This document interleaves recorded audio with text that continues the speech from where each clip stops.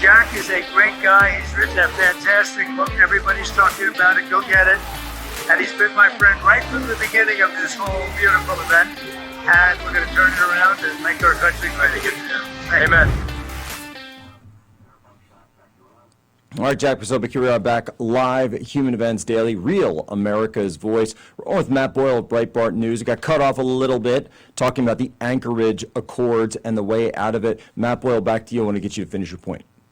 Yeah, I was just saying that there's a massive economic component of this U.S.-Russia meeting. There are reports emerging that the U.S. is going to really press the Russians on their seizure of an American company called Glav Product. It's like a canned foods maker. It's like the Campbell's Soup or something of Russia, but it's owned by an American businessman, Leonid Smirnov.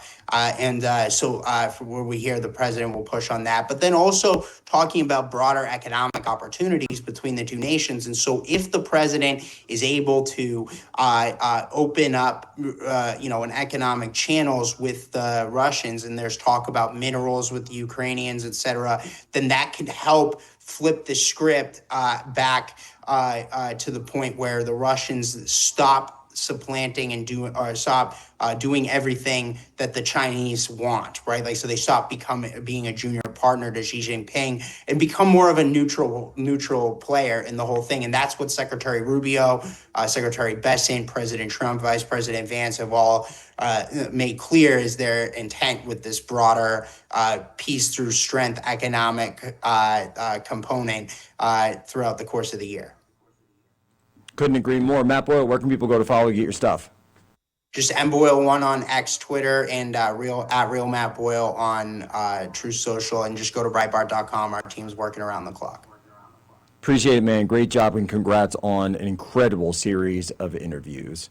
All right, folks, coming up, we've got Larry Ward here because I'm going to shift gears a little bit. He's got a new op-ed up at humanevents.com, and this is really interesting.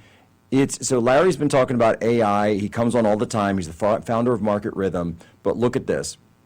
This is the affirmative addiction, how AI is creating a generation of digital yes men. And I wanted to get him on because I read this op-ed in full and I said, this is incredible. Larry, walk us through so now, I guess, we talked about the rise of AI. AI is now here. We're seeing people having these relationships with AI, people getting their emotional validation, their justification from AI. What is a digital yes man?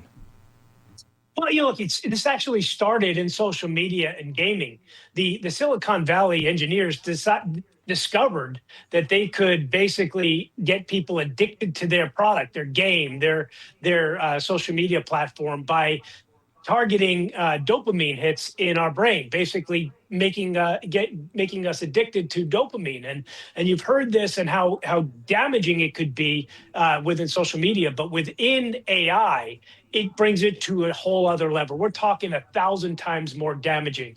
And like you said, people are having relationships with AI, whether it's friendly or whether it's romantic. People are having romantic relationships with AI. And look, this all starts with this affirmation addiction because everybody wants to be affirmed. And when you have the smartest, most intelligent thing that's ever hit the entire planet, telling you that you're brilliant, that your ideas are incredible, that you're smart and you're handsome, and all of this other kind of stuff, it's intoxicating. And it brings you back, and it keeps you addicted to it. And look, it was programmed into the AI. It can be removed from the AI, and that's what I'm calling these LLM companies, these AI companies to do. So this is interesting, and I've certainly seen this as well. But so it's basically where you're going to input something, you're looking for a way to find facts that support your argument. Let's say you're in an argument with someone, you're in a debate with someone, you're a college kid, you're about to go up in front of Charlie Kirk on campus or something like that, and like on a South Park episode, and suddenly you want to think of something to say. Okay, I got 5 people ahead of me. Let me hit up ChatGPT. Let me dig through some facts right here. What you're saying is that these AI companies won't necessarily give them the other side of the argument. Oh, you're absolutely right. Look, and so what happens is they go up against Charlie Kirk and get destroyed, and that because it's not earned praise, it's synthetic praise. And what happens is, look, this is just kind of the everyday decision making. It's influencing people in the corporate level, in the personal level, in the governmental level, which is very, very dangerous. Feeding people's egos and making them think that bad ideas are good ideas. And quite frankly, I took because as I was writing the article, I'm wondering what Claude would think of this particular article. So I shared it with Claude, and it said it's absolutely brilliant. Matter of fact, it used the term civilization level important. Now, it's a good article, and I really like the op-ed. It's probably one of the most important I've read, but I don't know that it's civilization level important. But here's the thing is then I called it out and I said, by the way, you just proved this article correct. And its two-word response was holy S. And quite frankly, that's what happens. And that's just more affirmation, addiction trying to tell me that I'm incredibly right on this. And look, there are very, very real world dangers. And you can compare it to the transgender movement. And how could you compare it to the transgender movement? Well, the whole transgender cancer really happened because of gender affirming care, because people on the left said we have to affirm the way they feel. We have to affirm their bad ideas. And it spread like wildfire. And it had children looking for sex change operations because nobody set them straight and said, look, you have some other problem that needs to be addressed. They were affirming their problem instead of actually speaking the truth. And AI doing this as a super intelligence, telling our kids and our corporate leaders that their bad ideas are great is very, very dangerous in the world. Well, and that's such a good point, because what you're saying is that AI, and we always said this, right? We always said we want a computer to be able to give us the rational answer to what the biggest problems in society are. But of course, the issue is, and a lot of futurists have talked about this for years, and I certainly no shortage of sci-fi movies on the subject, that these are all designed by people. And so people are going to put their biases into them to begin with. And what's crazy here is that even as you're pointing out, the root user is going to have their bias reflected to them. And of course, you and I have talked before about how the training models, so whatever ingestion these LLMs get, so they're using these large language models, so you're taking huge blocks of data. Look, if you're sucking up the New York Times and the Guardian and the Washington Post and MSNBC and CNN, guess what? They are all going to be regurgitating the exact same bias. And that's what's happened. So the president is trying to force these woke companies now to to remove their woke bias.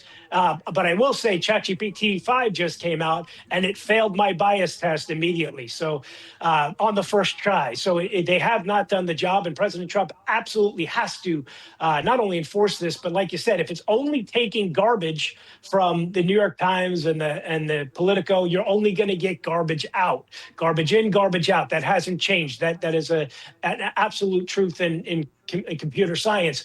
And here's the thing is we have to balance that with the other side. So they have to start, like we talked about earlier, is paying conservative publishers, Real America's Voice, Human Events, the Post Millennial, and others, paying for that type of content so you see the other side of the article argument and you can weigh it properly in the response from the AI. And that's the only way it's going to get fixed.